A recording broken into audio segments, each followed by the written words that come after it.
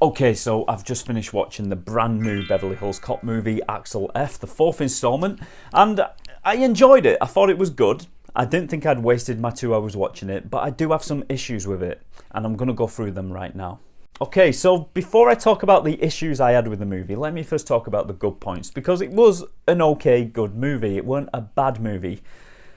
First of all, one of the best parts of the movie is the return of all the characters from the first 2 movies and the third movie, but mainly the first 2. That is what this movie is doing. It's a callback to the first 2 movies. It's not necessarily the third, because not a lot of people like the third. I myself, I have a soft spot for it. I know full well that it's not a great film, but I have a soft spot for it because I grew up watching it. And it's got that nostalgia for me, and that's exactly what they're doing with this film. They're kind of relying on your nostalgia for the first 2 films.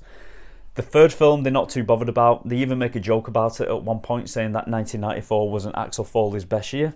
So they're having a dig at the third film straight away. So, you know, they're not acknowledging that film in this. Even though there are still some elements that have stuck. Number 1 is the Chief from the first 2 movies. He isn't in this movie because he died in the third movie. So now what they've done in this film, they've made Axel's friend Jeffrey from the first 2 movies, who was in Detroit, you know, always covering for him and, you know, making excuses for him. He is now in charge of the Detroit police station. He is now the boss, and he looks out for Axel still to this day in 2024. He's still watching his back. And I thought that was a really nice touch, and it was a good way to reintroduce this character. Another thing I really liked was the music. Right as the movie starts, as you see Axel Foley driving through the streets of Detroit, they play The Heat Is On music from the very first Beverly Hills Cop movie way back in 1984, and it's an instant callback, and they hit you with that nostalgia straight away. And it's great. It's a good nostalgia hit, and you're pumped already. You're ready for this film. You're thinking, yes, like Axel Foley's back. That was a good bit. Little later on in the movie, they play another piece of music from the second Beverly Hills Cop movie.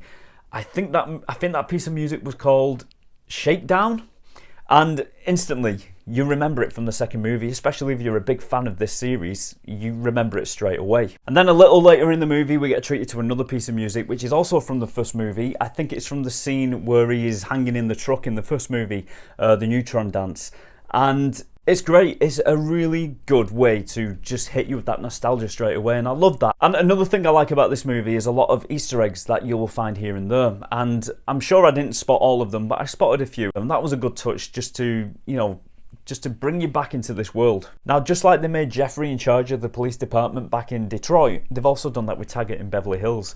Now, you might be thinking to yourself, hang on a minute, didn't Taggart retire in the third film? He did, and they acknowledge this, and they just say that Taggart kind of came back to the police force because he didn't want to spend as much time with his wife. Now, writing in the fact that Axel Foley has a daughter in this movie, I think probably comes from a failed pilot that they did for a TV show, which was Beverly Hills Cop, which featured Axel Foley's son. And I think the show was going to revolve around his son, but in the pilot, Eddie Murphy was in it as well. They kind of worked together in that first episode.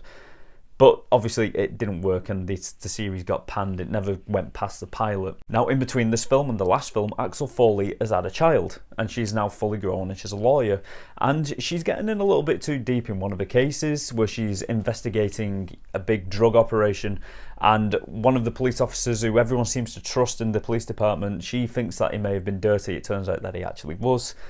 And her life is threatened by the villains, and that's something else I'm going to get into a little bit later. The villains, they're not as present as you might think. So after Rosewood contacts Axel and tells him to come to Beverly Hills because his daughter's in trouble, Rosewood then gets captured, and he is gone for most of the movie, and this is something I didn't like. I was looking forward to this movie to see Axel, Rosewood and Taggart back on the case. But that's not what you get from this movie. You see, Axel actually teams up with Joseph Gordon-Levitt's character. Like I said, Rosewood is captured, and he only comes back into the movie towards the end. Taggart is obviously an older guy and spends most of his days in the police department, and he doesn't seem concerned one little bit that his old partner, Billy, who is now a retired cop, has disappeared. Axel's looking for him. Taggart doesn't seem bothered at all, and that bothered me a little bit, that he wasn't concerned, or at least it didn't seem that way. Now, Eddie Murphy returning to the role is great. It's good to see Axel Foley back. But to me, it doesn't feel like he's entirely back. It feels like something is missing. You see little hints of the old Axel Foley, but it seems like there's something missing. There's a bigger part of the picture what seems to be lost. It seems like they've lost To me, it seems like a lot of the energy from the first two movies is just missing here. That's the best way I can describe it. A lot of the energy is missing. And I'm not saying that Eddie Murphy didn't do anything in this film, because he did, but it seems that he didn't do an awful lot. Obviously, there were scenes where he did have some, small action scenes here and there, but it just felt like he wasn't doing much. It seems like the film was actually full up with chase scenes more than anything. For me, and some people might disagree with me on this one, but for me, the introduction of a daughter, I think, possibly slowed this film down a lot.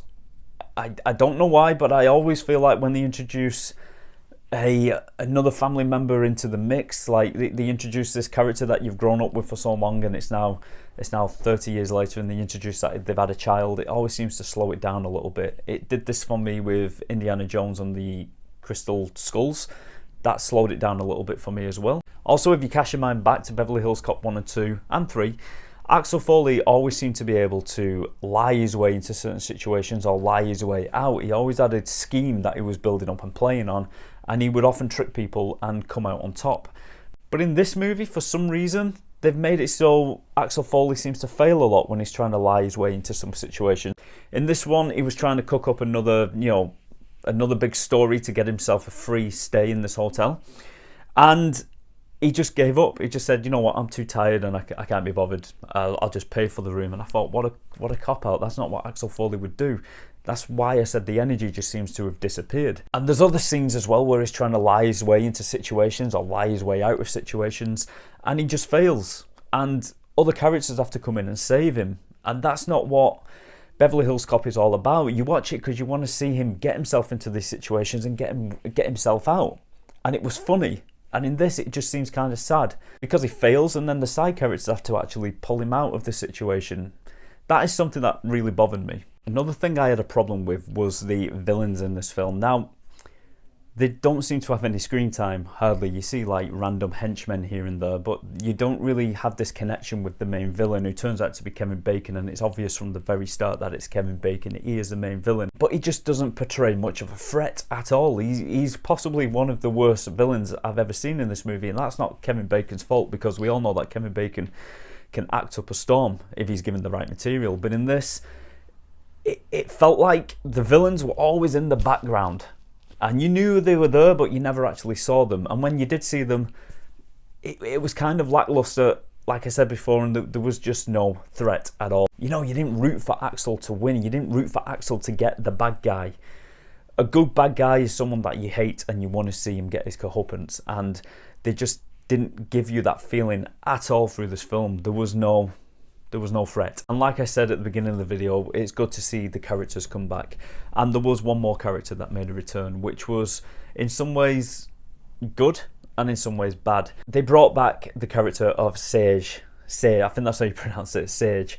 And it was good to see him back, but it kind of felt forced at the same time. It felt like they forced a character in there for no particular reason. He was in the first movie, he didn't appear in the second, which I thought was a wise choice, but he fast become like a fan favourite, and they reintroduced him again in the third film, and they've done it again in the fourth film. And in the third film, he felt like he was shoehorned in, like he was forced into the plot, and it seems like that's what they've done with this one. And he didn't come across as funny as he did in the other movie, in the first film especially, in this film. And I think they kind of shoehorned him in, and I think it was very forced. They could have, obviously I want to see him back. I like the character, but I think they could have written him into the story a little bit better than what they did. The main thing for me, it was lacking energy. It was lacking a great deal of energy, and I don't think the villains of the film were present enough to create enough of a threat. But overall, a good film. I enjoyed it for what it was. I didn't feel like I wasted my time. I recommend it. It was a good film, and I'd like to hear what you think. Let me know in the comments section. Until next time, see you soon.